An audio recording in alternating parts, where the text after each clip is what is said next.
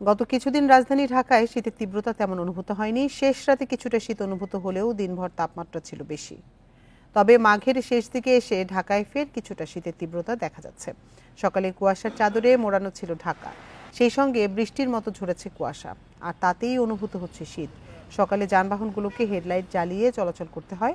এদিকে সোমবার সন্ধ্যায় আবহাওয়া অধিদপ্তরের দেওয়া পূর্বাভাসে বলা হয়েছে, আগামী 24 ঘন্টায় অস্থায়ীভাবে আংশিক মেঘলা আকাশ সহ সারা দেশের আবহাওয়া প্রধানত শুষ্ক থাকতে পারে।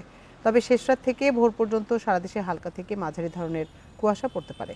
সেই সঙ্গে সারা দেশে রাত ও দিনের তাপমাত্রা 1 থেকে 2 ডিগ্রি সেলসিয়াস বাড়তে পারে। এদিকে সকাল 6টায় ঢাকায় সর্বনিম্ন তাপমাত্রা রেকর্ড করা হয়েছে 19.8 ডিগ্রি সেলসিয়াস।